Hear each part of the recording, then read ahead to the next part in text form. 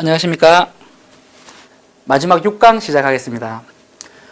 1강에서 5강까지는 우리 신용평가 규정이나 업무 매뉴얼 관련해가지고 해석을 하고 거기에 관련된 내용에 대해서 설명을 드렸다면, 마지막 6강은 저희가 좀 부실되는 기업, 부실화 기업, 부도가 난 업체들이 어떠한 재무 유형을 나타냈고 재무 상태가 어떻게 됐을 때, 추이가 어떻게 됐을 때 부도가 났는지에 대해서 사례를 통해서 한번 알려드리려고 합니다. 아무래도 마지막 강의다 보니까 조금 재미있는 흥미를 조금 드릴 수 있는 그런 강의를 준비했는데, 한번 들어봐 주시면 재미있으실 것 같습니다. 보통 제가 이제 그 부실화되는 업체들 종류를 한 4가지로 나누어 봤는데, 첫 번째가 판매 부진, 판매 대금 회수 지연입니다. 아무래도 매출액이 줄고 어떤 사유에 의해서 매출액이 줄고 또 판매 대금, 외상 매출 채권이 많아지고 대손상각이 많아졌을 때 부도가 나는 업체의 모습을 하나 볼 수 있고, 두 번째는 도미노 파산입니다. 모회사라든지 주요 매출처가 부실화됨으로 인해서 동반 부실이 되는 사례입니다. 세 번째는 투자 실패입니다. 차입금에 의존한 무리한 사업 확장, 타기업을 과도한 차입으로 인수하고 합병하면서 그로 인해서 동반 부실이 발생하는 그런 경우고, 네 번째는 비효율적 경영입니다. CEO 리스크라고 보시면 됩니다. 방만한 경영, 재무관리 실패, 비효율적인 생산, 재고자산 가다 등 이런 사유가 있는데, 저희가 하나하나 예를 들어서 설명을 드리겠습니다. 첫 번째로 판매 부진 및 판매 대금 회수 지연 사례입니다. 이 업체 같은 경우에는 표에서 보시다시피 2015년도에 매출액이 1,000억이었고 2016년도가 800억입니다. 2017년도 500억. 이 기간 동안 매출이 반토막이 났습니다. 1,000억 매출하던 업체가 500억으로 줄어들었습니다. 말씀드리면서 중간에 강조를 또 한 번 더 드리는 게, 이렇게 매출액이 줄었다는 것은 분명히 그 사유가 뭔지 한번 짚고 넘어가시는 거, 앞에서도 제가 계속 강조를 했는데, 우리 신용평가 종합의견란 작성란에 가면 이렇게 재무제표 주요 계정, 수익성 이렇게 해서 쭉 이렇게 나와 있습니다. 이 숫자를 보시면서 이 차액들이 급격히 변하는 상황이 있으면 꼭 그 원인에 대해서 파악하는 그런 자세가 꼭 필요하다고 제가 다시 한번 강조를 드리겠습니다. 이어가면 이 업체는 매출액이 이렇게 감소함으로 해서 매출액 감소 더하기 대손상각이 이해에는 110억이 났습니다. 결과적으로는 250억의 단기순 손실이 났고, 그로 인해서 최종 부도 처리가 되었는데, 이 회사 같은 경우에는 매출액이 이렇게 급격하게 줄은 이유는 미국의 대이란 제재 때문이었습니다. 주요 매출처가 이란에 있는 업체였습니다.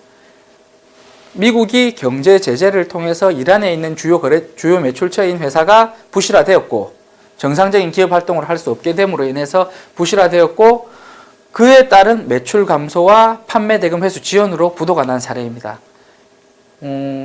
항상 아마 이쯤 매출액이 조금 줄었을 때 그 내용을 파악하고 우리가 그걸 토대로 해서 차입금, 대출금 회수라든지 조금 조치가 취해졌었으면 손실을 조금 더 줄일 수 있고, 그런 걸 하기 위해서 우리가 신용평가를 하는 이유라고 볼 수 있겠습니다. 다음으로 넘어가겠습니다.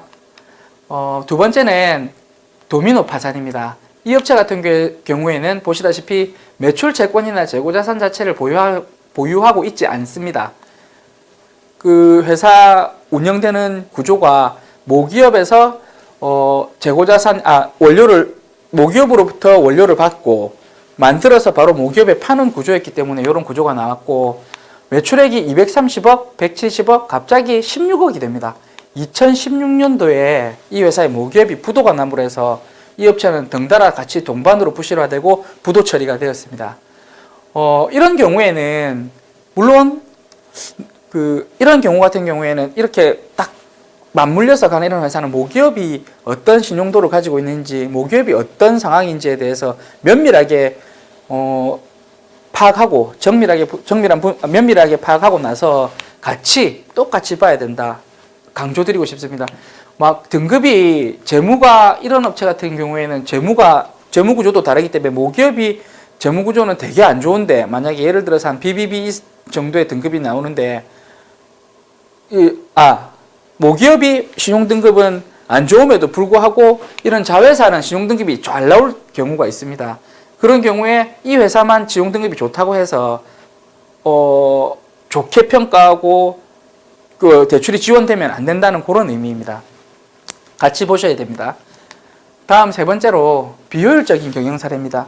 실제적으로 이 업체 같은 경우에는 제가 신용평가를 같은 업체였는데 신한은행 DM 업체였습니다. 신한은행 DM 업체인데 실제적으로 제가 가서 봤을 때는 공장도 잘 돌아가고 매출 자체도 보시다시피 매출액 또 뭐 190억, 200억, 200억 계속 유지를 하고 있었습니다.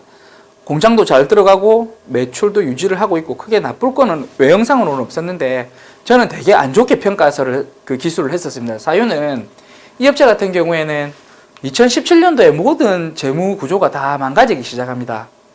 원인은 매출 원가였습니다. 매출 원가가 기존의 제조업체로서도 높긴 높았는데 88%, 86% 정도 유지를 하다가 2017년도에 109%로 급격하게 상승을 하면서 48억이라는 손실을 입게 됩니다.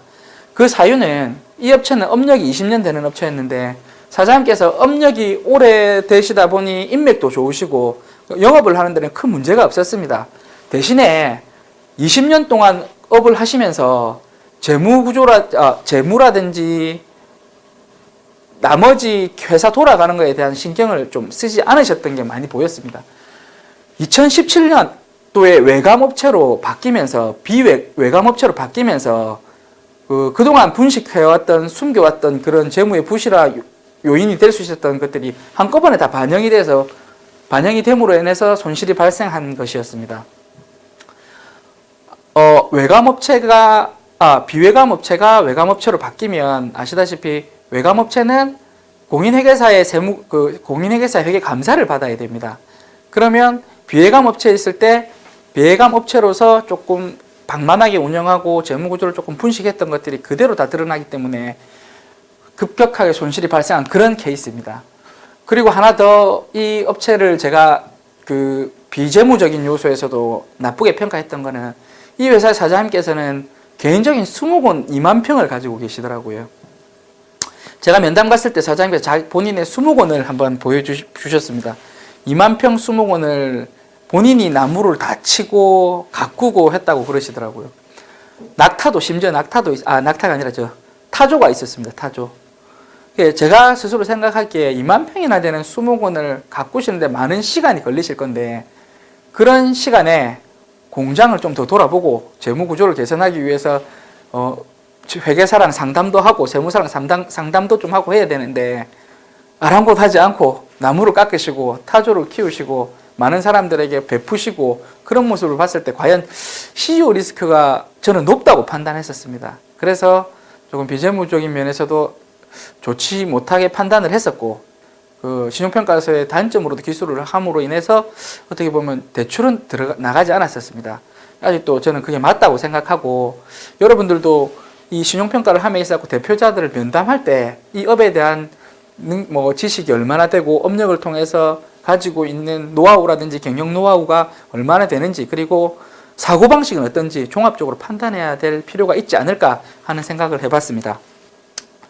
다음으로 마지막 사례입니다. 투자 실패 사례인데 보시다시피 이 업체는 유형자산과 차입금이 함께 늘어났습니다. 2015년에서 16년 가는 사이에 30억 정도 자산도 늘고 차입금도 늘었습니다. 그냥 말 그대로 차입금에 의존해서 시설 투자가 된 것입니다. 시설 투자된 것까지는 괜찮은데 매출액이 17억에서 3억 정도 늘었습니다. 상식적으로 30억 투자를 해서 매출액이 3억이 늘었다. 자산이 늘면 그에 대한 관리비도 많이 들 것이고 금융비용도 그만큼 늘어났을 것인데 그걸 충당하기 위해서는 매출액이 그만큼 올라가져서 수익성이 뒷받침이 되어야 됨에도 불구하고 3억밖에 늘지 않았습니다.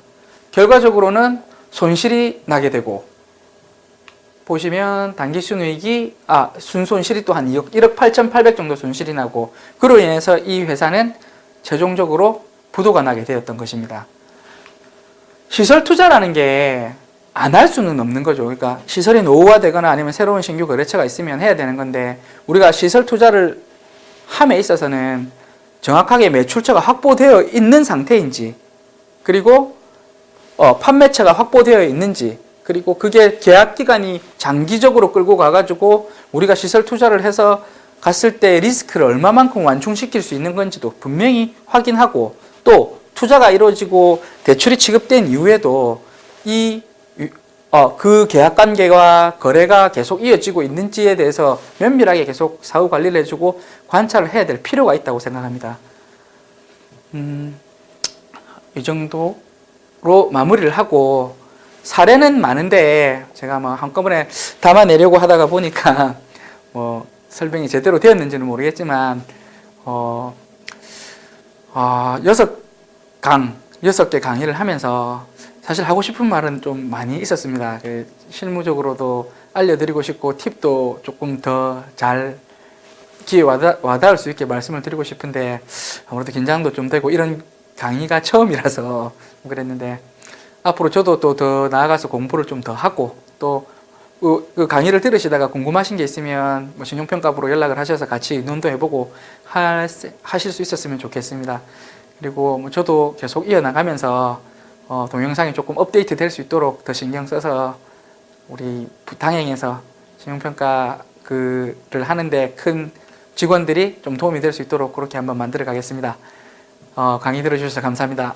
고맙습니다.